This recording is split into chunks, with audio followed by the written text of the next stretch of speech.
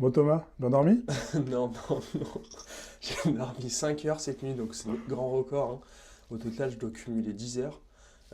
En fait, hier, chez Maruiro, je me suis pris une grue d'un camion Ben avec la pluie et tout. J'ai une bosse, j'ai trop mal. Mais bon, bref. Et puis, moi, j'aime bien dormir avec un traversin. Et ici, il n'y a que des coussins ronds, carrés, pardon. Et du coup, j'avais hyper mal à la nuque et j'ai chopé une rage de dents dans la nuit, dû au cervical, je pense. Enfin, bon, bref. Mais bon, voilà, début du troisième épisode. Donc cette vidéo elle est sponsorisée par Evolut. Pas du tout, pas du tout, personne ne nous connaît. Mais voilà, on va partir du coup faire une récolte chez Yagenji, donc une petite pêche dans un mouton. On vous emmène avec nous. C'est parti.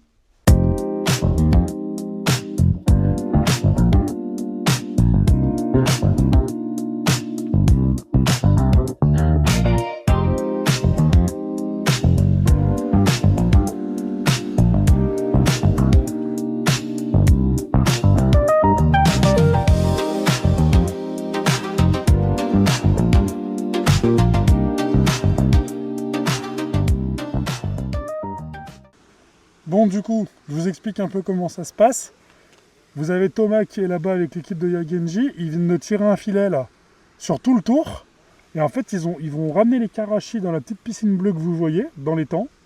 Et ensuite, vous avez l'équipe qui va mettre les karachis dans les sacs. Et des sacs qui vont monter directement dans le camion. Donc nous, on va se rapprocher du camion. Je vais enlever ce masque avant, je pense, de mourir. Et puis voilà, on va vous montrer tout ça.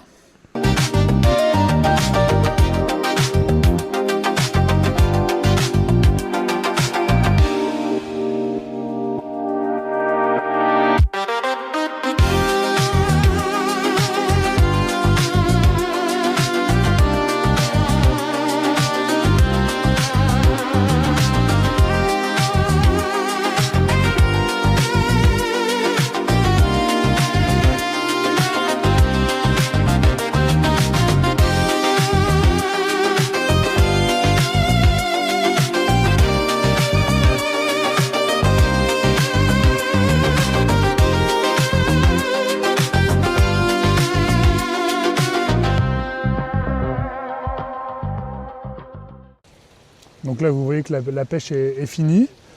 En attendant, je voulais vous parler d'autre chose. Là, je ne sais pas si vous voyez, il y a des filets. Donc chez nous, on a un problème avec les hérons en France, les cormorans. Ici aussi, ils ont ce problème-là. Donc en fait, ils mettent des filets, mais le travail est vraiment impressionnant parce que je vais vous montrer les filets qui tendent. Ils les retendent plusieurs fois dans l'année. Et vous allez voir, c'est vraiment monstrueux comme travail. Donc là, on y voit bien dessous. Vous avez des filets où il n'y a pas plus que 10 cm peut-être d'écart sur toute la longueur de l'étang. Entre-temps, il y a des fils comme ça qui sont recroisés pour vraiment soutenir les autres fils. Ah non, c'est vraiment un travail de dingue. Retour de pêche. Alors ? J'ai les mains gelées, mais c'était exceptionnel.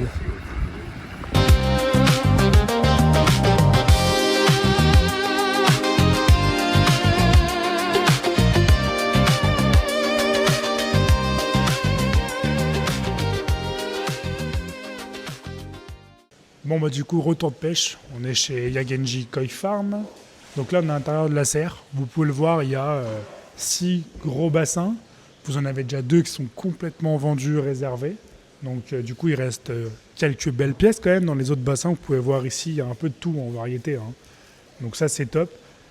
Vous pouvez voir dans ce bassin-là, il n'y a pas de karachi. Parce qu'en fait, les karachis, bah, vous voyez, regardez, ils sont dehors. Il est en train de les ramener petit à petit. Et puis après, il y aura certainement un tirage à la baguette pour pouvoir avoir, j'espère, le premier choix sur les karachis. Et on verra ça. Je vous ai pas dit juste avant, mais en fait, dans l'étang que Thomas a vidé, il y avait 110 Nisai. Et au total, ils ont, je crois, 3 ou 4, Thomas. 3. Ils ont 3 étangs de Nisai complets, donc ils ont à peu près 400 pièces de karachi Nisai. Et quand vous voyez le monde qu'il y a au Japon, tous les professionnels, en fait 400 pièces Nisai Karachi pour le monde entier, et bah, ça fait pas beaucoup de pièces. Donc avoir des Karachi pour son magasin, c'est déjà top. Et vous, en tant que client, réussir à avoir des Karachi Yagenji chez vous, Nisai, et bah c'est pas donné à tout le monde.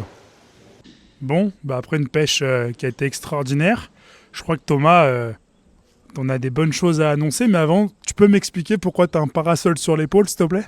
Alors en fait, le parapluie sert surtout pour éviter qu'il y ait des reflets dans l'eau quand on fait des photos et vidéos. Donc ça vous permet à vous, qui visionnez la vidéo, d'avoir une meilleure qualité de vue sur les poissons, entre guillemets. Donc, je vous explique un petit peu. Et retour des temps de pêche, donc il y avait que 4 femelles sur plus de 100 Nisai, sur 100 Karachi.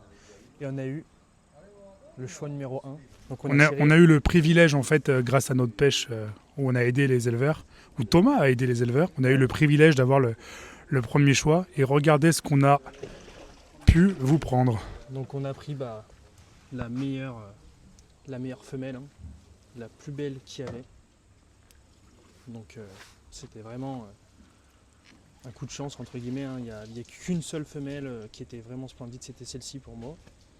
Après on a pris un mâle, couleur mango, qui était pour moi aussi le plus joli, hein. Et après on a complété la box avec un joli petit Benigoy, Red Karachi même plutôt, vraiment très sympa. C'est vraiment des beaux poissons. Là on est sur des poissons qui font en moyenne je dirais 50 cm, hein, avec un super body, très beau maillage. Donc là franchement on a eu le choix du roi et qualité au top. Donc super matinée. Ouais, vraiment. Et c'est pas fini.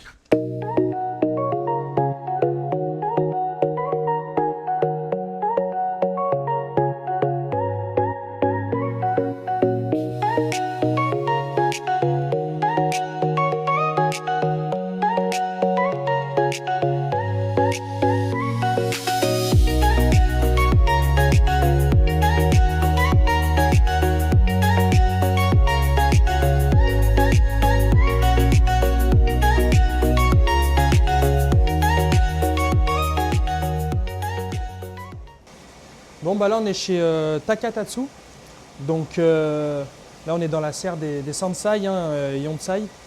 On va sûrement se faire un petit bowl, mais peut-être plus de Nisai. Donc les Nisai ils sont juste dans la serre à côté. On va vous filmer aussi quand on les pêche, etc. Et le bowl qu'on sélectionne. Mais il fait vraiment des très belles pièces, hein. Je suis assez surpris de la qualité. On peut voir il y a vraiment des beaux poissons, hein. Là c'est vraiment chouette. Donc on va aller se faire un petit bowl et puis on vous montre tout ça. Avant de vous montrer le petit bowl qu'on va aller sélectionner de Nisai, pour tous les fans de Tancho, voici ce qui vous attend l'année prochaine. Que des petits Tosai Tancho, très très sympa.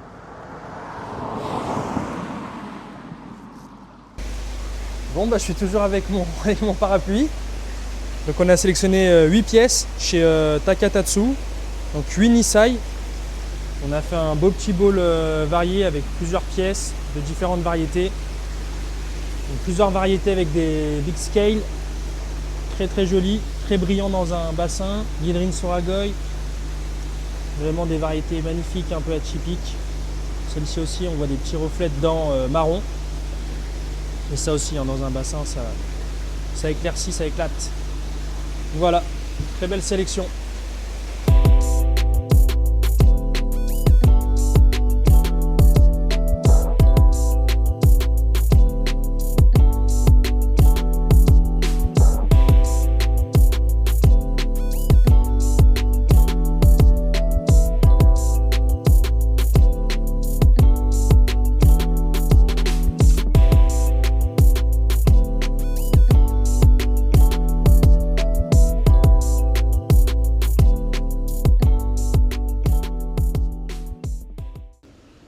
Allez, on est chez Souda, qui est très réputé pour ses voiles, mais je vais vous montrer la petite particularité, ce que j'ai décidé de prendre aujourd'hui. C'est magnifique, c'est splendide. J'ai décidé de prendre 2 bourriches d'huîtres, une pour Noël et une pour le jour de l'an.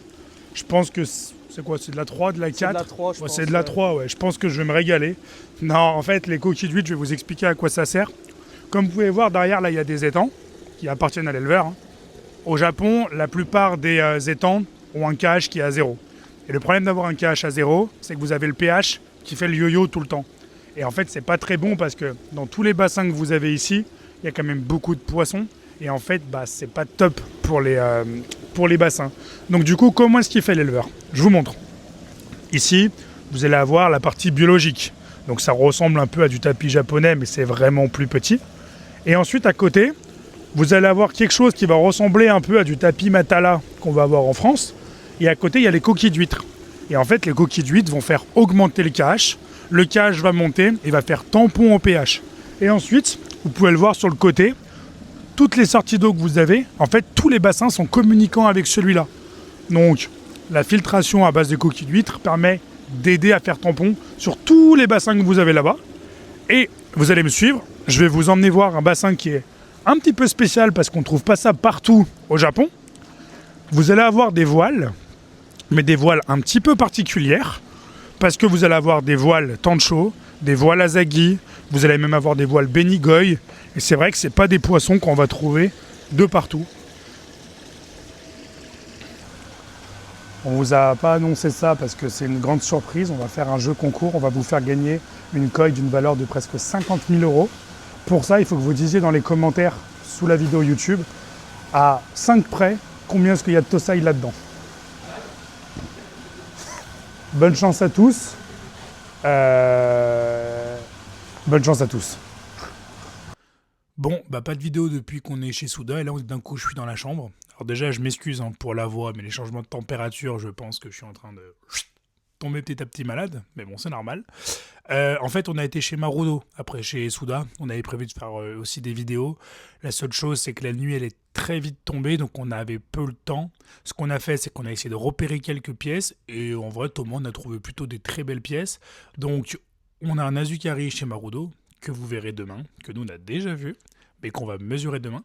Et en fait, on a pris rendez-vous avec lui à 8h30, donc demain, on est les premiers chez Marudo. Ça va nous permettre d'avoir vraiment le choix sur ce qu'il y a dans les bassins et de pouvoir prendre le temps avec notre Azukari, donc ça, c'est vraiment sympa. En attendant, ici, c'est 19h, et j'ai faim. Thomas, ce soir, je crois que c'est sushi. À tout de suite.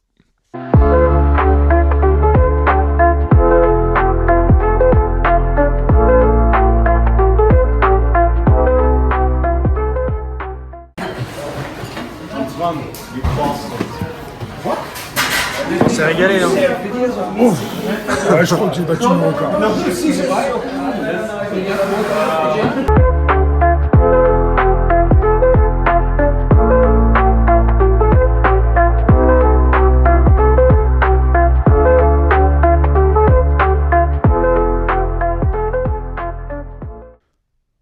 Et voilà, déjà au lit. Vous avez vu qu'on a été au restaurant, on a très bien mangé. Trop mangé peut-être Thomas. Et après ça, on a été dans une sorte de casino. Alors, c'est pas vraiment un casino, on n'a pas trop compris, parce qu'on n'est pas resté très longtemps. On a l'impression qu'ils ne pouvaient pas gagner d'argent, que c'était plus une sorte de passe-temps. Mais en fait, on est vraiment resté 3 minutes, parce qu'à l'intérieur, le bruit, oh mama, horrible. Il y avait des ventilations, ça souffle de l'air chaud, il y a des bruits de machines de partout, c'est une catastrophe. Donc on est vite ressorti, et on est retourné à l'hôtel pour travailler comme d'habitude.